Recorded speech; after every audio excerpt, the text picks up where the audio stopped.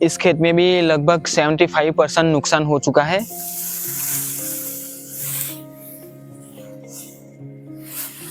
नमस्ते। 2-3 दिन से बहुत ही ज़्यादा बारिश हुई है, जो बिना सीजन की बारिश हुई है। तो बारिश ने बहुत ही ज़्यादा नुकसान पहुंचाया है। जहाँ जहाँ पर बारिश गिरी है ना, वहाँ पर बहुत सारा नुकसान हुआ है। तो आइए मैं आपको थोड़ा सा दिखा देता हूँ कि किस तरह का नुकसान हुआ है। हमारे सूरत में धान की खेती बहुत ज़्यादा होती है, तो हमारे यहाँ भी थोड़ा सा ज़्यादा नुकसान हुआ है। आप पीछे देख सकते हो, ये धान के खेत है। तो आइए मैं आपको सामने चलकर दिखाता हूँ कि कैसा नुकसान हुआ है। देखिए, कुछ इस तरह का धान होना चाहिए, लेकिन यहाँ पर सारा धान बर्बाद जैसे हो गया है।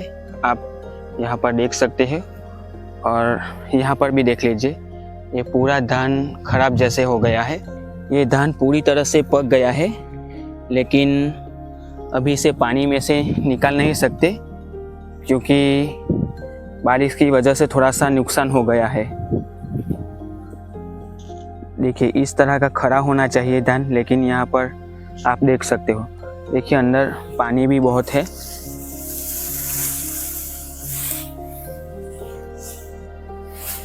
देखिए, यहाँ पर पानी भी बहुत है ना, तो इसे अभी काट भी नहीं सकते। फसल पूरी तरह से तैयार हो गई है, लेकिन अभी इसे काट भी नहीं सकते, क्योंकि पानी अंदर पूरा भरा है। तो आइए मैं आपको और आगे चलकर दिखाता हूँ कि और कितनी जगह पर नुकसान हुआ है। इस खेत में तो पूरे धान की फसल बर्बाद हो चुकी है। आपकी जहाँ तक नज़र जा रही है, वहाँ तक धान की फसलें ज़मीन पर गिर चुकी है।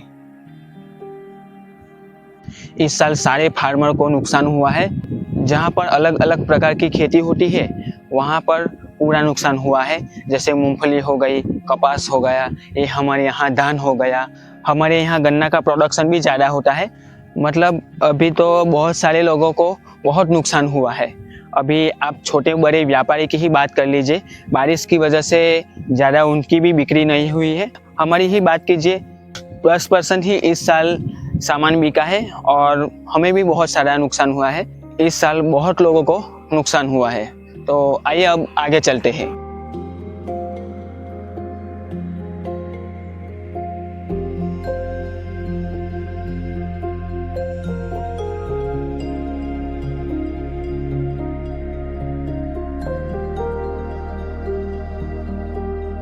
ये जो आप मेरे पीछे गन्ना देख रहे हो ना, वो पूरी तरह से पककर तैयार हो गया है, लेकिन इसकी कटिंग अभी तक हुई नहीं है।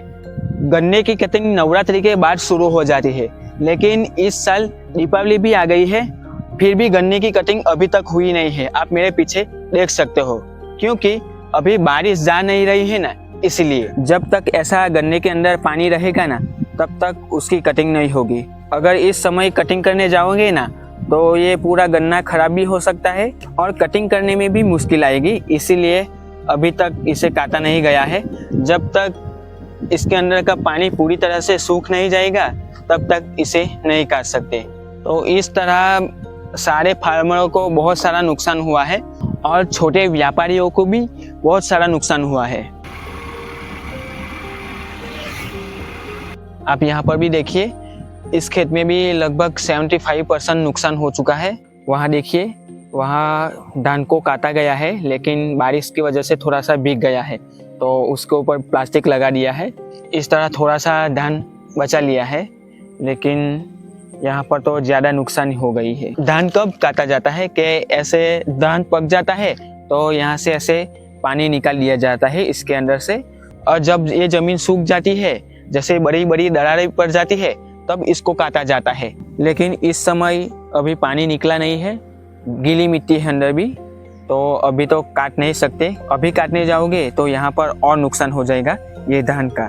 धान को सही समय में काट लेना पड़ता है। अगर उसे सही समय में काटा ना जाए, तो ये देखिए इस तरह का हो जाता है। ये कुछ काम का नहीं है, ये सब बेकार जाने वाला है। ये धान देखिए, ये कुछ काम का नहीं है। अभी ऐसा धान पक कर रेडी हो गया है, तैयार हो गया है। जैसे जैसे टाइम निकलता जाएगा, तो ये धान इस तरह का हो जाएगा।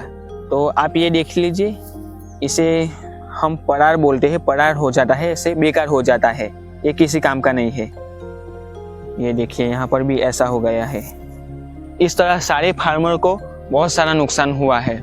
अभी जो बारिश हुई है उसे हम कमौसमी बोलते हैं, जो बिना सीजन की होती है, तो वो बहुत नुकसान करती है, क्योंकि बारिश जाने के थोड़े समय बाद धान पक जाता है। बारिश तो 2-3 दिन से रुक ही गई थी और ठंड भी पड़ रही थी 2-3 दिन तो, लेकिन समंदर में बवंडर की वजह से ये कमौसमी बारिश हुई है, इसीलिए ज़्यादा नुकसान हुआ है। तो मिलते हैं नए व्लॉग में।